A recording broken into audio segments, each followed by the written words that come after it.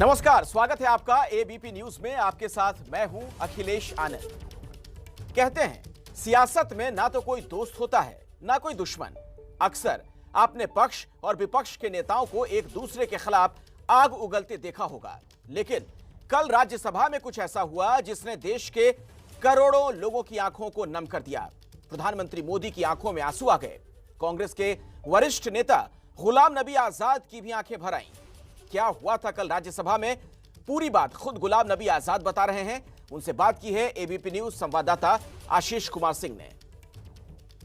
हमारे साथ एक्सक्लूसिवली बात करने के लिए राज्यसभा में नेता प्रतिपक्ष कांग्रेस के वरिष्ठ नेता गुलाम नबी आजाद साहब हैं, जिनकी प्रधानमंत्री ने कल जमकर तारीफ की। आजाद साहब, मुझे तो नहीं पता था कि इस तरह का पर्सनल रैपो है आपका और प्रधानमंत्री का। देखो, राजनीति में जब हम होते हैं तो पर्सनल रिलेशन व्यक्तिगत तौर पर होते हैं और एक पॉलिटिकल रिलेशंस होते हैं, और पॉलिटिकल रिलेशंस भी विपक्ष और सत्ताधारी पार्टी में अलग अलग के तरीके से होते हैं। जब सत्ताधारी पार्टी कोई गलती करती है तो विपक्ष का काम होता है कि उसकी आलोचना करना और उनको बताना क्या ठीक है क्या नहीं है। मैंने 40-41 वर्षों में यही किया है। जब हम विपक्ष में रहे और सत्ताधारी पार्टी में कोई भी रहा तो व्यक्तिगत हमला कभी नहीं किया। विचारधारा की लड़ाई रही, और जहां कहीं भी सरकार भटक गई उसकी निंदा भी की और उनकी सलाह भी दी कि क्या करना चाहिए। और यही पिछले कई सालों से सदन में भी हुआ, और यही बहुत सारे लीडर्स, मैं चाहे वो इंदिरा गांधी जी हों या अटल बिहारी वाजपेयी जी हों, उनकी भी यही पॉलिसी थी कि व्यक्तिगत तौर पर आप अपने संबंध ठीक रखो, विचारधारा की लड़ाई लड़ो, और जो काम अच्छा है उसकी सराहना करो, जो बुरा काम होता है उसकी निंदा करो और उस सरकार को संभालने की सलाह दे दो। तो ऐसा ही इस मामले में भी हुआ। कोई यहाँ ऐसा नहीं है कि हमारी कोई ज़मीन की लड़ाई है, जायदाद की लड़ाई है, विचारधारा की लड़ाई है। वो थी, वो है, वो रहेगी। और जहाँ तक अच्छा काम करेगी सरकार तो हम उसको अच्छा कहेंगे, लेकिन जहाँ सरकार बुरा कहेगी तो उसका पूरा डट के मुकाबला करेंगे। और हमने 6.5 साल में यही किया। जहाँ जहाँ भी सरकार ने अच्छा काम किया, अच्छी पॉलिसी बनाई, उसको हमने ठीक कहा। लेकिन जब भी इन्होंने गलत बिल लाए, कानून लाए, उसका सदन के अंदर और सदन के बाहर भी डट के मुकाबला किया।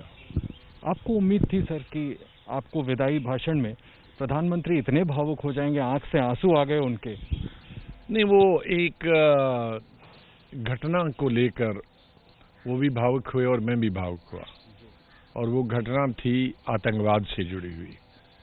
2006 में गुजरात के पर्यटक कश्मीर में आए थे, मेरे ख्याल में मई के महीने में, और मैं उस दिन श्रीनगर में ही था। और मेरे जो सरकारी निवास है उससे आधे किलोमीटर पर ही मिलिटेंट्स ने उस बम में, उस गाड़ी पे, वो गुजरात की ही गाड़ी थी, उस पे ग्रेनेड फेंका, और कुछ लोग तो वहीं मर गए और कुछ बाद में हॉस्पिटल मर गए और कई लोग जख्मी हो गए।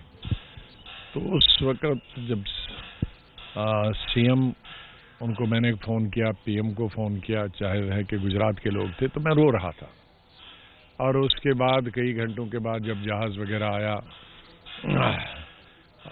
डिफेंस मिनिस्ट्री के, तो उनको गुजरात ले रहे थे। ये बात सही है, मैं आपको भी वाकई आप रो रहे थे आपके यहाँ? वो तो दिखाया है रात को, तो किसी ने, ANI ने शायद वो फुटेज निकाली है उस वक्त की, तो और बहुत कम दिखाया उसने। लेकिन जब मैं सियाफ करने गया तो सियाफ की कुछ लोग अभी हेलीकॉप्टर में चढ़ गए थे, दो हेलीकॉप्टर थे, और कुछ अभी नीचे ही थे रनवे पर ही, जो प्राइवेट रनवे। तो मैं रनवे पे जब गया तो वो लड़के जो थे, बच्चियां थे, वो सबने कहा सीएम आए, तो वो लिपट गए मेरी टांगों से बच्चियां, और कह रहे थे हमारा पापा कहाँ है बाप। तो मैं फूट के रोया उस वक़्त। तो उस वक़्त टेलीविज़न में बहुत दिखाया, नेशनल टेलीविज़न ने तो कम दिखाया, लेकिन गुजरात से संबंधित था तो गुजरात के टेलीविज़न ने बहुत दिखाया। और उसी बीच में फ़ोन फिर पीएम का शायद आया, तो मैं उसी में रोते रोते उनसे बात करा। तो वो एक ऐसी घटना थी कि कोई भी रो सकता था, ऐसा नहीं कि मुझे ही रोना था, लेकिन मैं बहुत बुरा फील कर रहा था कि देखो यहाँ ये पर्यटक आए अपने परिवार के समेत, बाल बच्चों के समेत और देखने के लिए, और यहाँ मैं इनकी लाशें भेज रहा हूँ। तो वो एक दृश्य ऐसा था कि प्राइम मिनिस्टर भी भावुक हुए और मैं जब उसका जवाब दे रहा था तो मैं भी भावुक हुआ। सर, प्रधानमंत्री का ये व्यक्तित्व दिखाता है आपको कि चाहते तो प्रधानमंत्री इसका जिक्र नहीं भी करते, अपने धुर विरोधी की बात कर रहे थे और उसको रिकलेक्ट करके वो भावुक हो गए, तो पर्सनल रिगार्ड भी तो दिखाता है। जाहिर है वो उस दिन से ही बहुत इम्प्रेस हुए थे कि भाई देखो गुजरात के लोग हैं और चीफ मिनिस्टर जम्मू कश्मीर का रो रहा है इनके मरने पर, तो जाहिर है उनके मन में कहीं न कहीं ये चीज़ थी। और कल मौका देखा तो उन्होंने उसका उल्लेख किया। चुटकी भी ले ली उन्होंने सर, G23 की बात करके उन्होंने कह दिया कि प्रशंसा आपकी कर दे और आपकी पार्टी में कई लोगों को चुभ जाएगी। अब वो प्रधानमंत्री तो प्रधानमंत्री है, वो स्पीकर तो है अच्छे, आप उसका उससे इनकार तो नहीं कर सकते। अब लेकिन हम लोग कांग्रेस का अटूट हिस्सा है, उसमें कोई फर्क तो नहीं आएगा। हमारे संबंध विपक्ष के लोगों से अच्छे हमेशा थे। जब मैं छोटा भी था तो बहुत बड़े लोग का मैंने जिक्र किया कल कि जिनसे मेरे संबंध मेरी उम्र से कई गुना ज़्यादा थे, मुझसे सीनियर भी थे, चाहे ज्योति बसु जी हूँ, चाहे देवीलाल जी हूँ, चाहे देवी गौड़ा जी अभी भी हूँ, मेरे बहुत करीब हैं, और चाहे वो करुणानिधि जी हूँ, करुणाकरण जी हूँ, इन सब से बहुत अच्छे संबंध रहे हैं। एक बड़ा दिलचस्प कयास लगाया जा रहा है सर, आज अखबारों को भी आपने देखा होगा, तमाम अखबारों में कल से ही प्रधानमंत्री की बात के बाद एक कयास लगाया जा रहा है कि गुजरात से राज्यसभा सांसद के लिए भाजपा आपका समर्थन कर सकती है। मैं कहूँगा उनको बहुत सब पार्टीज, ऐसा नहीं है कि एक पार्टी ने कहा, कल बहुत सारी पार्टीज ने कहा कि भाई हम ऑफर करेंगे, हमारे आएंगे, लेकिन उसका मतलब थोड़ी है कि मैं कांग्रेस छोड़कर किसी दूसरी पार्टी में हूँ। मैं कांग्रेस, अगर बीजेपी ने समर्थन कर दिया सर तब? नहीं, मैं कांग्रेसमैन हूँ, कांग्रेसमैन रहूंगा। अच्छा सर, एक आखिरी सवाल, आजाद साहब, आपको नहीं लगता कि जिस तरह की प्रशंसा कल प्रधानमंत्री ने की है, क्योंकि जैसा मैंने कहा धुर विरोधी कांग्रेस भाजपा, इससे कहीं जो पार्टी के अंदर G20 थे और ये खाई कहीं और बढ़ जाए, लोगों को और नाराज कर जाए? नहीं, क्योंकि हम कोई बच्चे हैं और न मेरी पार्टी कोई बच्चों की पार्टी है कि हमारी कोई तारीफ करे और उस पर कोई नाराज हो जाए, बल्कि मेरी पार्टी को भी खुश होना चाहिए कि कम से कम हमारे बीच में कोई साथी है जो कांग्रेसी है लेकिन विपक्ष वाले भी उसको चाहते हैं। संगठन में अब आप क्या भविष्य, अब आजाद साहब को हम किस भूमिका में देखने वाले? संगठन में बहुत रहा हूँ, संगठन तो बल्कि मैं 3-4 साल से मिसेस गांधी को कह रहा था कि मुझे अभी संगठन के पद से, संगठन तो दो चीज होती है ना, एक तो पद होता है, दूसरा होता है आप काम करते हैं, हमें इससे छोड़ दीजिए। उसका कारण है कि तकरीबन 34 साल पहले मैं जनरल सेक्रेटरी बना, 34 साल पहले, और 34 सालों में अभी पिछले साल तक मैं जनरल सेक्रेटरी बनता रहा। मिनिस्टर जब विपक्ष में थे तब जनरल सेक्रेटरी, मंत्री होकर भी मंत्री भी और general secretary, leader of opposition होकर भी और जनरल सेक्रेटरी। तो जनरल सेक्रेटरी मैं पूरे हिंदुस्तान का इंचार्ज, जितनी भी यूटीज हैं और जितनी स्टेट्स हैं उनका इंचार्ज रहा हूँ, और कई स्टेट ने 10-15 ऐसी स्टेट हैं जिनका मैं 4-4, 5-5 दफ़ा इंचार्ज रहा हूँ। अब दोबारा 30-35 साल वही जनरल सेक्रेटरी कहो, कितने साल हो, तो मैं पद के लिए तो नहीं तैयार हूँ, कोई पद के लिए, क्योंकि बहुत मैं खुद ही जान छुड़ाना चाहता था। लेकिन कांग्रेस की कैंपेन करना, इलेक्शन में कैंपेन करना, पार्टी के लिए कैंपेन, उसके लिए तो मैं 24 घंटे तैयार हूँ। सर, एक आखिरी सवाल बस, आपके इलस्ट्रियस जिसका आपने जिक्र भी किया, चाहे संगठन हो चाहे पार्लियामेंट्री आपकी हिस्ट्री, सर हम सब ने आपको सालों से देखा है, बस मेरा एक आखिरी सवाल, क्या जैसे आपने कहा पद का कोई लालसा नहीं है, क्या आप राज्यसभा पार्लियामेंट वापस जाना चाहेंगे?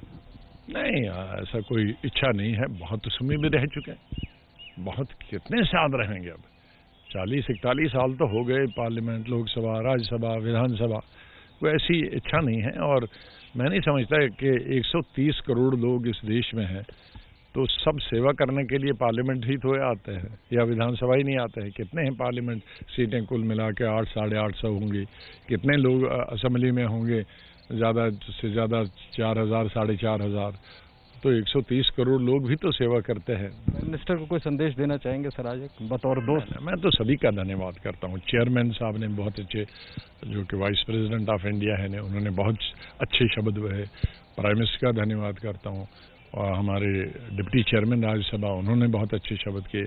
शरद पवार जी से लेकर और CPM, CPI, BSP, Samajwadi, TMC, जितने भी रीजनल पार्टीज हैं, उन्होंने, उनकी लीडरों ने जो कल लोकसभा में राज्यसभा में हमारे बारे में बोला, उनका मैं बहुत बहुत धन्यवाद करता हूं कि उनके विचार मेरे लिए जो थे वो बहुत ही सराहना वाले में थे।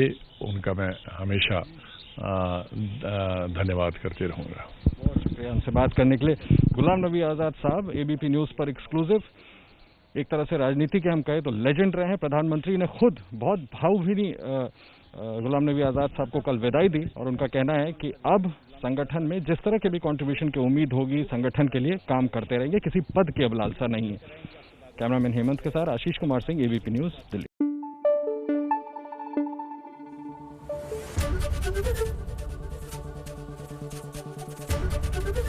ABP न्यूज़ आपको रखे आगे।